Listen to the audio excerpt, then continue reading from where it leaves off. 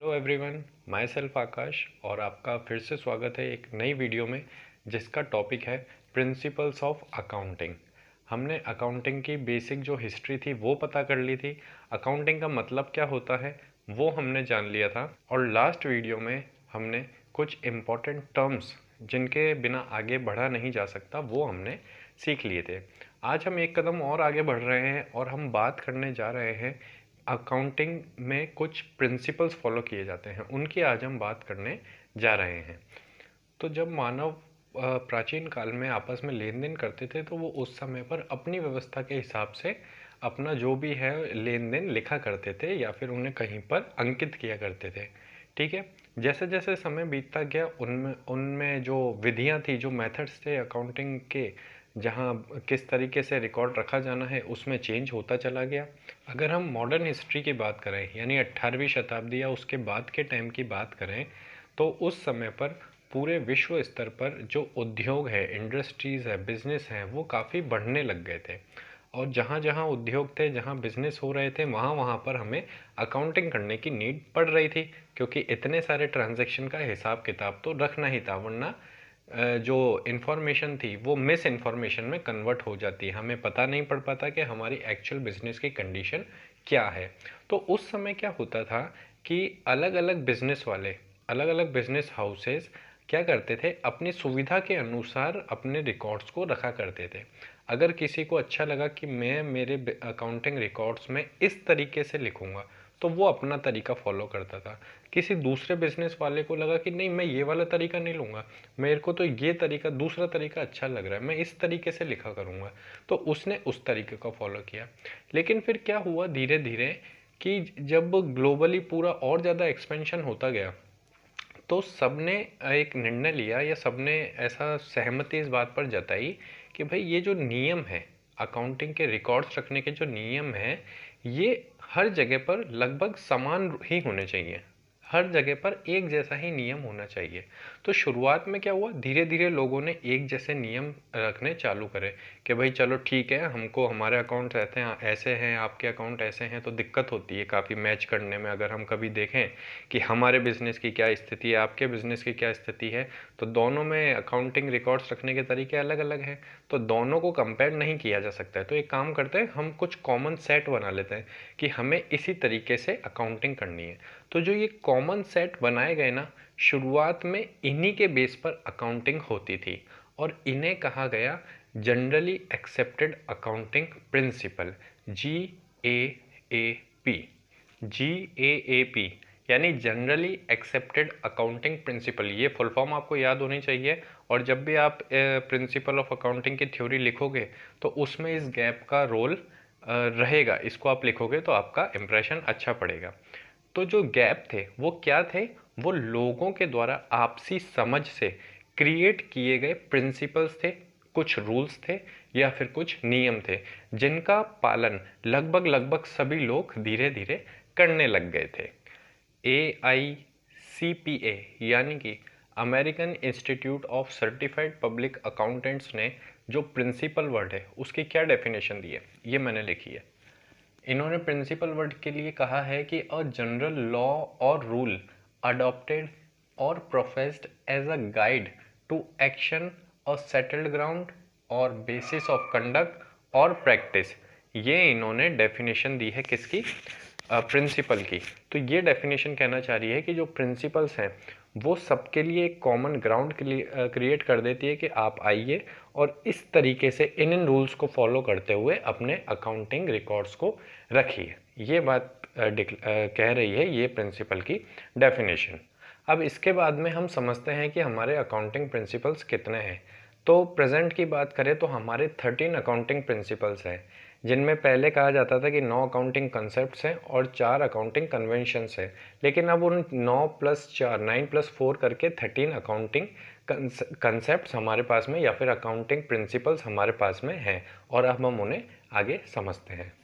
First जो accounting principle है हमारा, उसका नाम है बिजनेस एंटिटी कॉन्सेप्ट या फिर सेपरेट लीगल एंटिटी कॉन्सेप्ट। उसको हिंदी में अपन कहेंगे पृथक अस्तित्व की अवधारणा। ठीक है, अब इसका नाम से आप थोड़ा सा अंदाज़ा लगा सकते हो, बिजनेस एंटिटी या फिर सेपरेट लीगल एंटिटी। ये क्या कहता है प्रिंसिपल कि owner of business and business are two different persons. क्या अर्थ है इस लाइन का? ये कहना चाह रहा है कि ये जो प्रिंसिपल ऊपर लिखा है, बिजनेस एंटिटी कॉन्सेप्ट या फिर सेपरेट लीगल एंटिटी, ये प्रिंसिपल कहता है कि कोई बिजनेस है उसे अलग रखा जाएगा और उस बिजनेस का जो ओनर है उसे अलग माना जाएगा। बिजनेस के ओनर को ही बिजनेस नहीं मान लिया जाएगा। इसी कारण से जब बिजनेस का ओनर बिजनेस में पैसा लगाता है तो बिजनेस के लिए वो क्या होता है, एक तरीके से लाइबिलिटी होती है। बिजनेस को वो पैसा एक तरीके से ओनर को चुकाना होता है। ठीक है, इसीलिए किसी बिजनेस को, किसी कंपनी को आर्टिफिशियल पर्सन कहते हैं कि ये आर्टिफिशियल यानी बनाया हुआ पर्सन है, और ओनर तो एक नॉर्मली पर्सन है ही। तो ये कंसेप्ट आपके बिल्कुल समझ आ गया होगा। जो हमारा सेकंड प्रिंसिपल है वो है मनी मेजरमेंट कंसेप्ट, यानी कि मुद्रा मापन।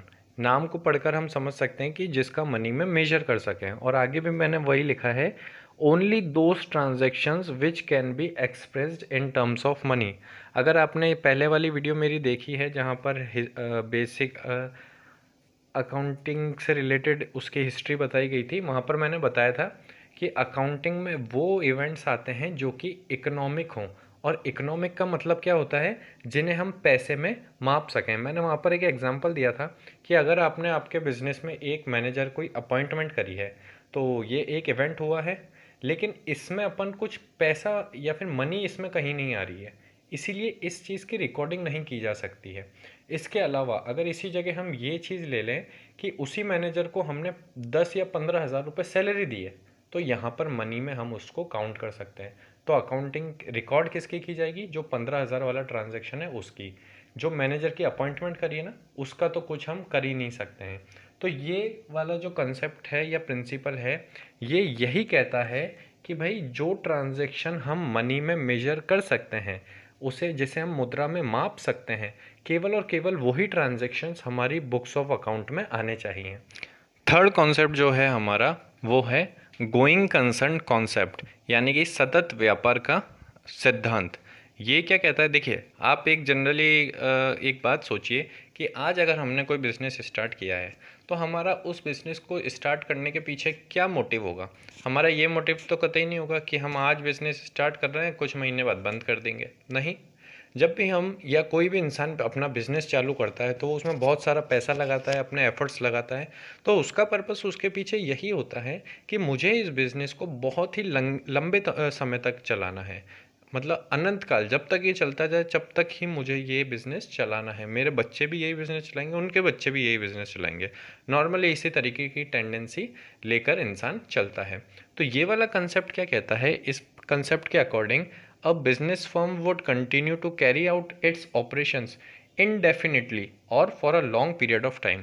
यानी कि एक बिजनेस जो है या फिर जो एक फर्म है, वो अपना बिजनेस एक लंबे टाइम तक या फिर कहें अनंत काल तक उसे वो चलाएगी। ऐसा नहीं है कि आज खोला और कुछ समय बाद बंद कर दिया। तो हम क्या मान के चलते हैं कि जो बिजनेस हम चला रहे हैं वो लंबे समय तक, अनंत काल तक चलता रहेगा।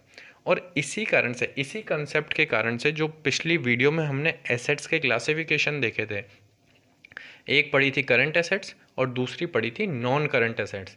जो 1 साल या 12 महीने तक के लिए हमारे पास थी वो करंट एसेट्स थी, और 1 साल से ज़्यादा थी वो नॉन करंट एसेट्स थी। तो वो वाला क्लासिफिकेशन, वो एसेट्स का बंटवारा किस कंसेप्ट के बेस पर हुआ था, गोइंग कंसर्न कॉन्सेप्ट के या गोइंग कंसर्न प्रिंसिपल के बेस पर।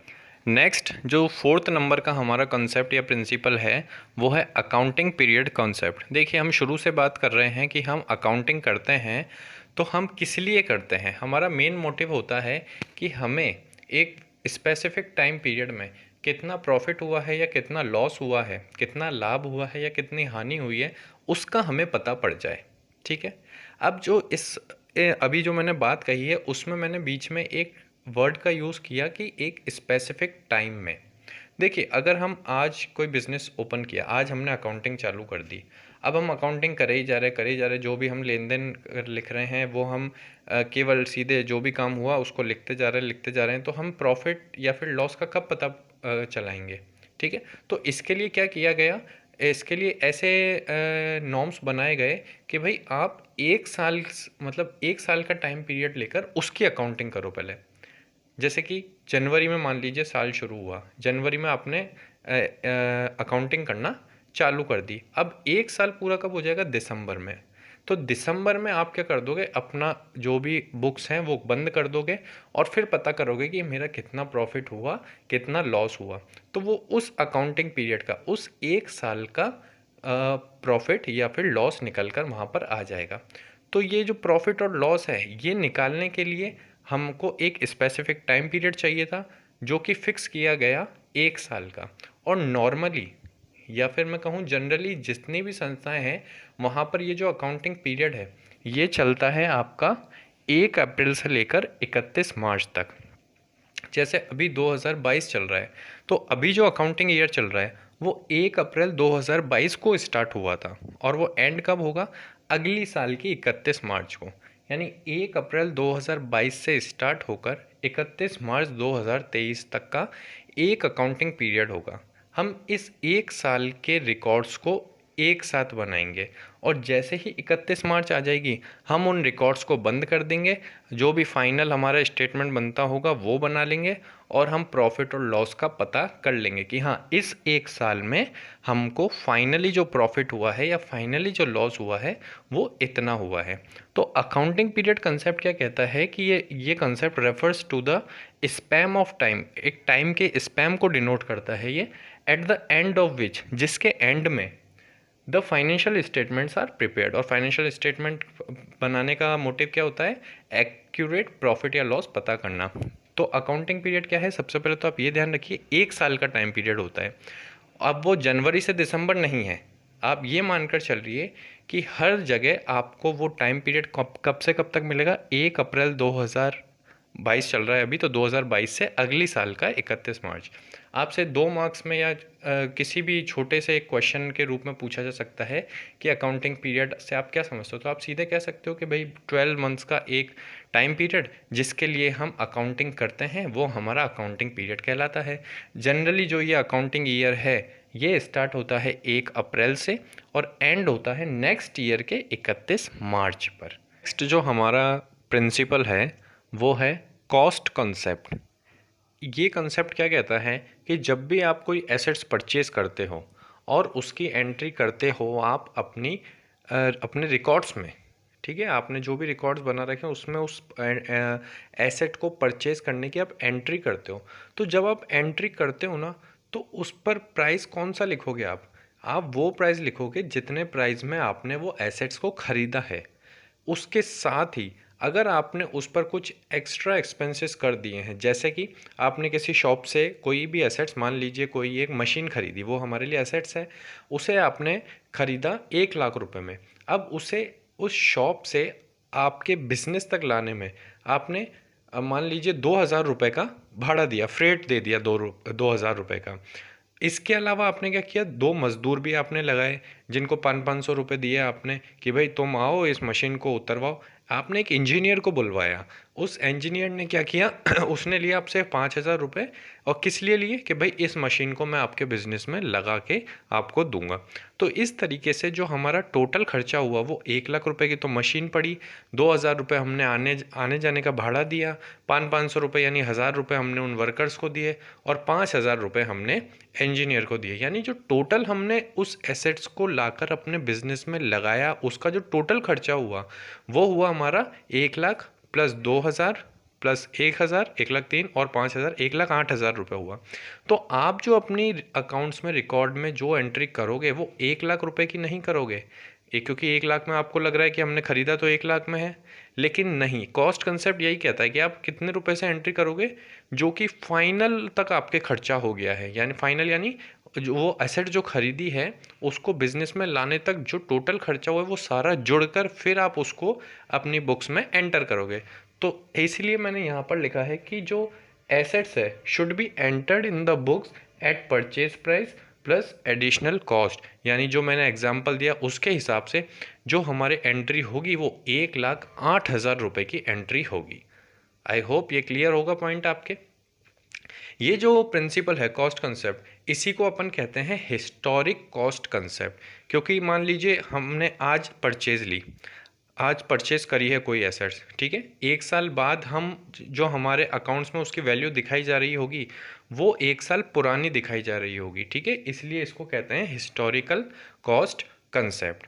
अब इस प्रिंसिपल का एक ड्रॉबैक है, एक इसकी लिमिटेशन है कि ये जो है ये किसी भी एसेट्स की या फिर हमारे बिजनेस की जो ट्रू वैल्यू होती है, जो उसकी एक्चुअल में वैल्यू होती है, उसको शो नहीं करता है। क्योंकि हमने कौन सा प्राइस दिखाया है, जिस पर हमने मार्केट से परचेज़ किया है।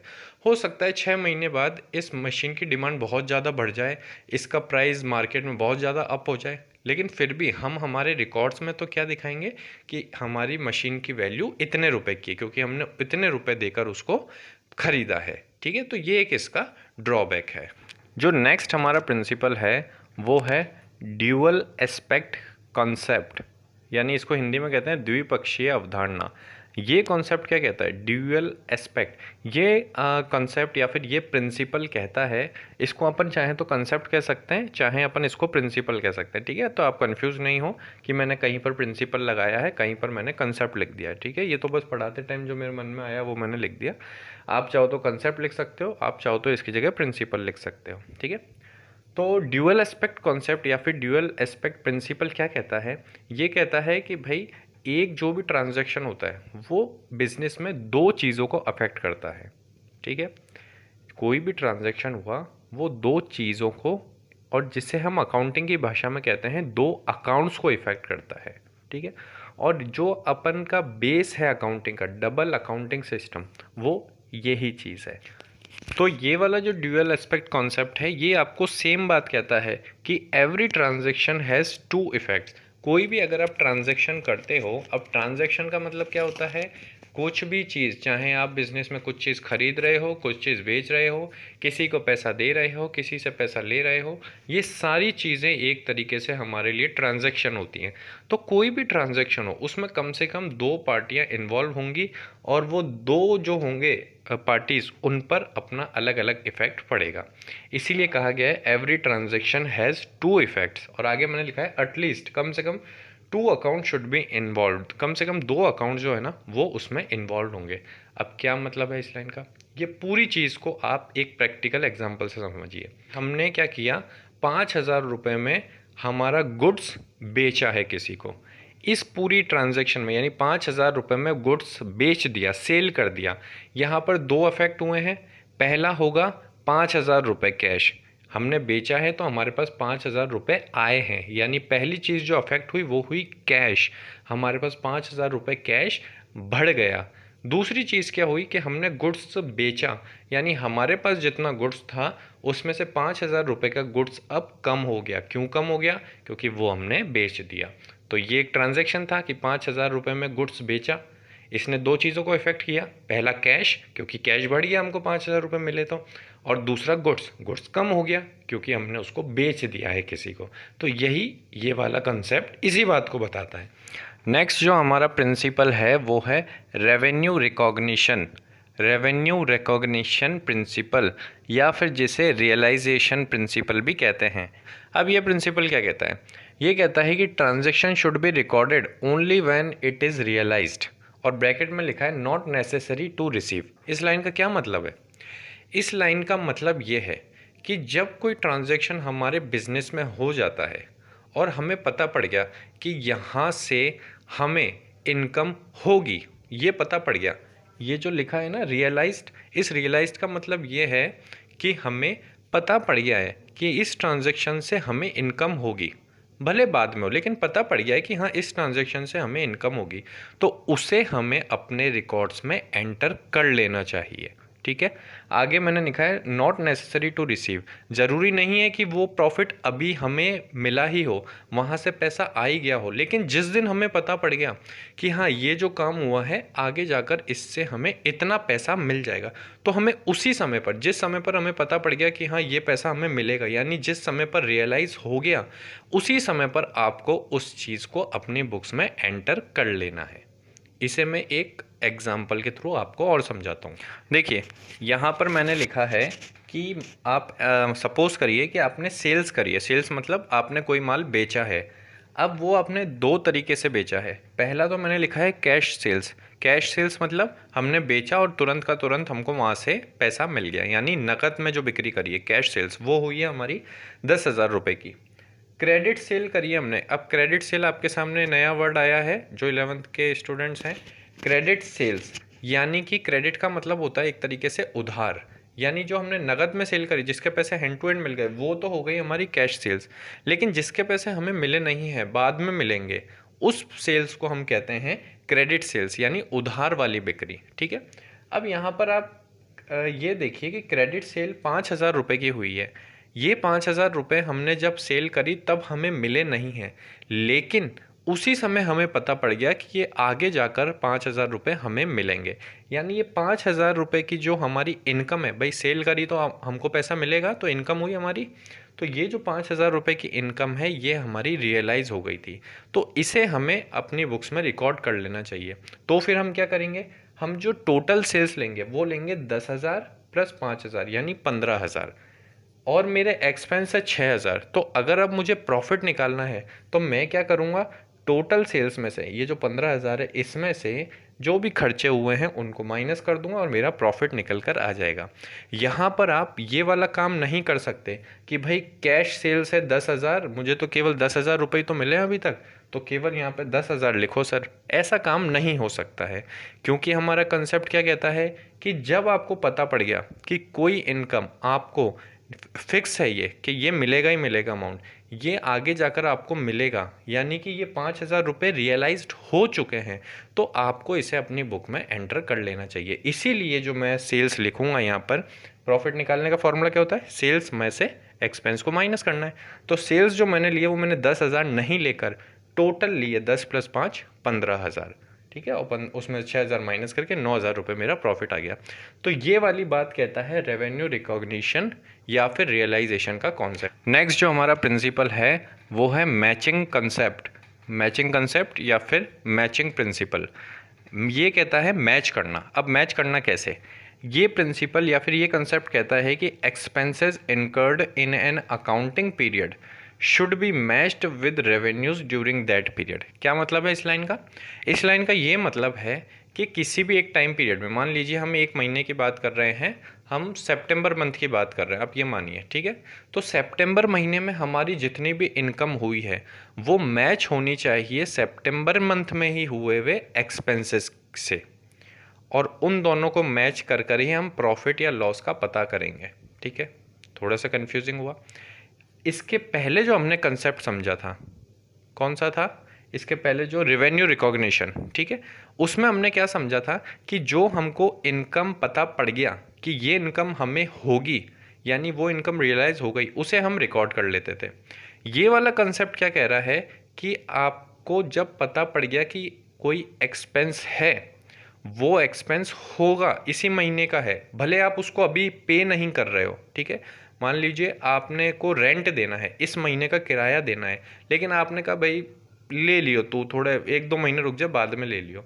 तो इसका मतलब ये नहीं है कि उस रेंट को हम जब 1-2 महीने बाद पे करेंगे तब उसकी एंट्री करेंगे, नहीं, वो रेंट इस महीने का है तो हम उसे इसी महीने के अकाउंटिंग में रिकॉर्ड करेंगे। और यही ये वाला कॉन्सेप्ट कहता है कि अगर आप इनकम को रेवेन्यू रिकॉग्निशन, जो इससे पहले कॉन्सेप्ट पढ़ा था, उसके तहत रेवेन्यू भले आपको रिसीव नहीं हो रहा फिर भी आप उसको एंटर कर रहे हो जब वो रियलाइज हो रही है, तो एक्सपेंसेस के साथ भी आप यही करो कि वो जब से रिलेटेड है, जिस टाइम पीरियड से वो रिलेटेड हैं, उसी टाइम पीरियड में उन्हें रिकॉर्ड करो, भले आप उसका पेमेंट बाद में कर रहे हो।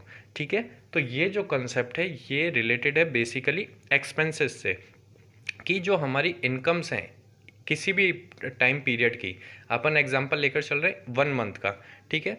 तो कि जिस भी टाइम पीरियड से हमारे रेवेन्यू का मतलब एक तरीके से इनकम, ये मानो आप, तो इनकम हमारी जिस महीने से रिलेटेड है उसी टाइम पीरियड से जो एक्सपेंस हुए वो भी मैच करने चाहिए। और मैच करने पर क्या होगा, इनकम में से एक्सपेंस को जैसे ही हम मैच करेंगे तो हमें पता पड़ जाएगा कि हमें प्रॉफिट हुआ है या लॉस हुआ है, ठीक है। तो यहाँ पर ये चीज़ रिलेटेड है एक्सपेंस से, वो अगर रिलेटेड है इस वाले टाइम पीरियड से तो हम उनको एंटर करेंगे।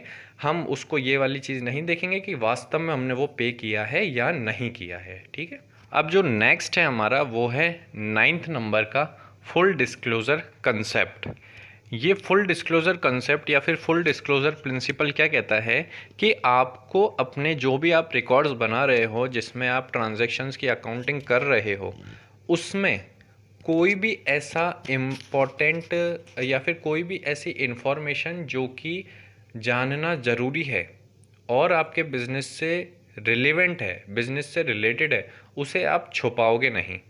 ये कहता है फुल डिस्क्लोजर। जैसे नाम से ही पता पड़ रहा है कि हमें पूरी तरीके से डिस्क्लोज करना है। लिखा है मैंने, all material and relevant transaction should be recorded. यहाँ पर मटेरियल का मतलब है इम्पॉर्टेंट, ठीक है।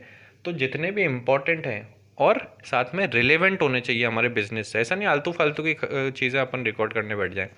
तो जितनी भी मटेरियल यानी कि इम्पॉर्टेंट और रिलेवेंट ट्रांजैक्शंस हैं वो हमें हमारे अकाउंटिंग रिकॉर्ड्स में एंटर करने चाहिए। और क्यों करने चाहिए, ताकि जब हम लास्ट में पूरे फाइनेंशियल स्टेटमेंट बनाएंगे, लास्ट के खाते बना लेंगे, तो हम हमारी हायर अथॉरिटी को, मैनेजर, बोर्ड ऑफ डायरेक्टर, उनको दिखाएंगे तो उन्हें एक्चुअल कंडीशन पता पड़नी चाहिए, ठीक है। मान लीजिए कि बिजनेस, जो आपका बिजनेस है, आप अकाउंटेंट हो और आप ट्रांजैक्शन करते हो अलग अलग चीज़ों के। एक आदमी 5,000 रुपये जिससे हम मांगते थे, उसने वो पे नहीं किया हमारे बिजनेस को। अब वो आपके जान पहचान वाला था, तो आपने क्या करा कि भाई चलो ठीक है, मैं इसको किसी तरीके से रफा दफा कर दे रहा हूँ, मैं इसको अकाउंट्स में नहीं दिखा रहा हूँ कि हम तुमसे मांगते हैं 5,000। तो ये गलत हो जाएगा, ये फुल डिस्क्लोजर कंसेप्ट का उल्लंघन हो जाएगा, अब इसका वायलेशन हो जाएगा एक तरीके से, ठीक है।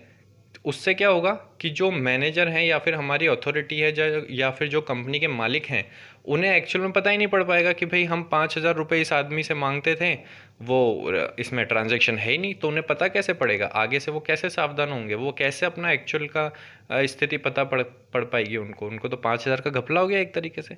इसीलिए ये कंसेप्ट कहता है कि भाई इस तरह की जितनी भी इंफॉर्मेशन है इम्पॉर्टेंट और बिजनेस से रिलेटेड, वो पूरी तरीके से दिखाई जानी चाहिए, कहाँ पर, हमारे रिकॉर्ड्स में। केवल इतनी सी बात कहता है ये वाला कंसेप्ट।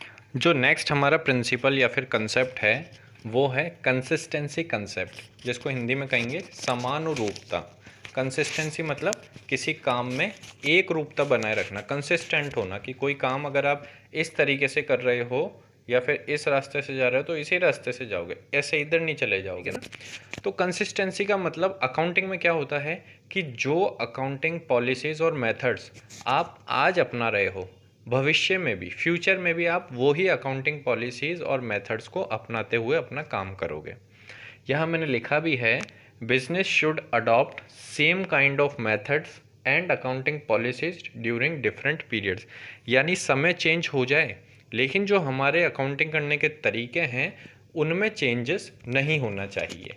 ये वाली चीज़ कहती है कंसिस्टेंसी कंसेप्ट। अब ऐसा क्यों होता है कि भाई क्यों चेंजेस नहीं होने चाहिए, क्योंकि देखिए बिज़नेस को जब हम 1-2 साल चला लेते हैं, 5 साल चला लिया, 10 साल चला लिया, तो हम देखते हैं कि पिछले साल से क्या इम्प्रूवमेंट हुआ है या फिर कहाँ पर हम और नीचे गिर गए हैं। ये चीज़ें देखी जाती है, ऑब्जर्व किया जाता है। तो हम खुद ही के पिछले साल के रिकॉर्ड्स देखते हैं कि इस साल और पिछले साल दोनों में क्या फ़र्क था। तो अगर हम मेथड्स को अलग अलग कर देंगे तो जो हमें फ़र्क दिखेगा दोनों सालों के चीज़ों में, वो तो कंपेयर करने लायक ही नहीं हुआ, क्योंकि आपने तो काम करने का नज़रिया ही, आपने तो रिकॉर्ड करने का तरीका ही चेंज कर दिया। जब हम दोनों जगह पर सेम तरीके से रिकॉर्डिंग करेंगे तभी हम उन दोनों चीज़ों को कंपेयर कर सकते हैं, और यही कारण है कंसिस्टेंसी कंसेप्ट लाने का। अब मान लीजिए एक बिज़नेस है और बिज़नेस का ओनर है। आज अभी जो टाइम पीरियड चल रहा है इसमें ओनर ने कहा कि भाई जो मेरे खुद के पर्सनल खर्चे हैं ठीक है, मैं कार लेकर आता जाता हूँ, तो ये जो मेरे पेट्रोल वगैरह के खर्चे होते हैं, एक काम करो तुम बिजनेस में इस खर्चों को डाल दिया करो, यहाँ से मैं पैसे निकाल के अपना काम चला लूँगा और यहाँ मेरे खर्चा दिखा दिया करो। जब अगली साल आई तो उसका मन पलट गया, उसका मन अब क्या कहने लग गया कि नहीं नहीं भाई, ये तो जो मैं अपने आ रहा जा रहा हूँ पेट्रोल खर्च कर रहा हूँ, ये तो मेरा पर्सनल काम है, इसका खर्चा मुझे अपने बिजनेस में नहीं डालना चाहिए। तो उसका मूड चेंज हो गया, उसने कहा नहीं नहीं भाई, अपन बिजनेस में नहीं दिखाएंगे, ये तो मेरा पर्सनल खर्चा है, ये तो मैं मेरे पैसे जो होंगे उसी में दिखाऊंगा, बिजनेस के प्रॉफिट एंड लॉस में हम इस चीज़ को नहीं दिखाएंगे। तो उसने क्या किया, दो अलग अलग पॉलिसीज़ अपना ली। पहले साल में तो उसने उस खुद के पर्सनल खर्चों को भी बिजनेस में दिखा दिया, और दूसरे साल उसके अंतरात्मा जग गई जो कि उसने फिर अपने पर्सनल खर्चों को बिजनेस में नहीं दिखाया। अब अगर हम दोनों साल के जो भी रिकॉर्ड्स हैं उनको कंपेयर करेंगे तो हम फेयर डिसीजन नहीं ले सकते हैं, क्योंकि पहले साल हमने कुछ और पॉलिसी अपना रखी थी, दूसरे साल हमने उन पॉलिसीज़ में चेंज कर दिया है। तो ये जो हम कंपेयर करते हैं, ये कंपेयर बिल्कुल वैलिड रहे, इसी कारण से ही कंसिस्टेंसी कॉन्सेप्ट आया है कि आपने जो एक बार मेथड और पॉलिसी अपना ली है उन्हें ही आप आगे कंटिन्यू करें। नेक्स्ट जो हमारा कंसेप्ट या फिर प्रिंसिपल है वो है कंजर्वेटिज्म कॉन्सेप्ट। इसी को कह सकते हैं अपन प्रूडेंस कॉन्सेप्ट, और हिंदी में इसको कहते हैं रूढ़िवादिता का सिद्धांत। ठीक है, ये कंसेप्ट या फिर प्रिंसिपल क्या कहता है, ये कहता है मतलब ये बेस्ड है on the policy of playing safe, safely play करने के लिए, मतलब बच बच कर खेलने के ऊपर ये वाला जो कंसेप्ट है ये जोर देता है। अब इसे आप रिलेट करिए अपने घर की मम्मियों से। मम्मी क्या होता है, वो हमेशा इस तरीके से काम करती हैं कि अपने बच्चों को समझा के चलती हैं कि बेटा इसमें से थोड़े पैसे बचा कर चलो, आगे आने वाले अगर भगवान ना करे कोई बुरा वक्त आता है तो ये पैसे काम आएंगे। तो जो ये मम्मियाँ थोड़े से ऐसे बचाव वाली टेक्निक के साथ में चलती है ना, वही टेक्निक आपको सिखाता है कंजर्वेटिज्म कॉन्सेप्ट। ये कहता है कि भाई जो आपके फ्यूचर के हो सकने वाले नुकसान हैं उनके लिए आप आज ही तैयार हो जाओ। मैंने इससे पहले जो वीडियो करी थी उसमें प्रोविज़न वर्ड का मतलब बताया था। प्रोविज़न का मतलब क्या था कि आगे जाकर आगे अगर हमें कोई नुकसान हो बाई चांस, तो हम क्या करते हैं उसकी तैयारी पहले ही कर लेते हैं। हमें अंदेशा है कि हो सकता है ये चीज़ बिगड़ जाए, तो हम प्रोविज़न बना लेंगे कि अगर कल को वहाँ कुछ नुकसान हुआ तो ये प्रोविज़न में हमने पहले से पैसे रख रखे हैं, यहाँ से भरपाई कर देंगे। तो जो मम्मियों की सोच होती है ना सेफ चलने वाली, वही चीज़ हमको सिखाता है कंजर्वेटिज्म कॉन्सेप्ट। ये कभी नहीं कहेगा कि मम्मियाँ कभी नहीं कहती हैं कि अरे बेटा और पैसे आ जाएंगे, कोई बात नहीं ले जा तू तो यार, ऐसी क्या दिक्कत वाली बात है। नहीं, मम्मियाँ हमेशा क्या कहती हैं कि बेटा पैसे बचाओ, आने वाले कल के लिए काम आएंगे। तो वही चीज़ ये कहता है कि आपको जो इनकम हो सकती हैं उनके बारे में मत सोचो, लेकिन जो हो सकने वाले लॉस हैं उनके बारे में ज़रूर सोचो और उनसे रिलेटेड आज बचाव करके चलो। ठीक है, तो जो हम प्रोविज़न बनाते हैं किसी भी लॉस के लिए या किसी भी एक्सपेंस के लिए, वो एक परफेक्ट एग्जांपल है किसका, कंजर्वेटिज्म कॉन्सेप्ट का। क्या है इसका example, making of provisions for losses. Next जो है वो है हमारे सामने मटेरियलिटी या फिर मटेरियल कॉन्सेप्ट। ठीक है, मटेरियलिटी कॉन्सेप्ट। अभी मैंने थोड़ी देर पहले मटेरियल वर्ड का मतलब बताया था आपको, मटेरियल या का मतलब मैंने आपको बताया था इम्पॉर्टेंट। ठीक है, जब हमने कौन सा कॉन्सेप्ट पढ़ा था, फुल डिस्क्लोजर वाला, तो वहाँ पर आपको मैंने बताया था कि all material and relevant facts या फिर relevant information should be disclosed. ठीक है, तो वहाँ मटेरियल का मतलब मैंने आपको बताया था इम्पॉर्टेंट। ठीक है, तो ये मटेरियलिटी कॉन्सेप्ट बेसिकली कहता क्या है, ये कहता है कि accounting should focus on material facts, यानी अकाउंटिंग को फोकस करना चाहिए उस इंफॉर्मेशन पर जो कि हमारे लिए मटेरियल है, यानी हमारे लिए महत्वपूर्ण है। ठीक है, उस तरीके से हमें अकाउंटिंग करनी चाहिए।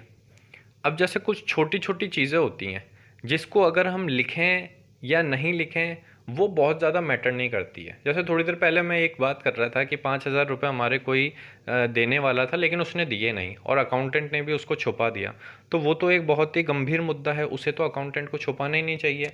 पता कैसे पड़ेगा, 5,000 रुपये बहुत बड़ी रकम होती है भाई, बड़ी रकम तो है ही 5,000 रुपये, बिजनेस के लिए तो 10-10 रुपये भी बड़ी रकम ही है। ठीक है, तो 5,000 रुपये की बात वो छुपा गया, ये तो होना ही नहीं चाहिए था। लेकिन कुछ ऐसी छोटी छोटी बातें भी होती है जिनको कि रिकॉर्ड्स में दिखाना बेवकूफ़ी सी लगती है कई बार। जैसे मान लीजिए कि आपका रिपेयरिंग का काम चल रहा है, तो अब रिपेयरिंग में खर्चा तो हो गई। अब जो अकाउंटेंट के नीचे है, मान लीजिए कोई एक क्लर्क है, वो पल पल में अकाउंटेंट को आके कह रहा है कि सर अभी क्या हुआ, पेंट हुआ है, ये 1000 रुपये पेंट में लग गए। सर अभी क्या हुआ है, सीमेंट का कट्टा आया है, ये सीमेंट के कट्टा इतने रुपए का आया है। सर अभी क्या हुआ है, कलर आया है, ये कलर इतने रुपए का आया है। अभी क्या आया है, पीओपी आया है, पीओपी इतने रुपए का आया है। तो अकाउंटेंट क्या करेगा, वो ऐसा काम नहीं करेगा कि पहले लिख रहा है पेंट के इतने रुपए अलग से, फिर प्लास्टर के इतने रुपए अलग, पीओपी के इतने रुपए अलग, सीमेंट के इतने रुपए अलग। नहीं, वो कहेगा भाई ये छोटी छोटी चीज़ें मैं क्या लिखूं, एक काम करो आप तो मुझे टोटल खर्चा बता दो कि टोटल कितने रुपए का खर्चा हुआ है।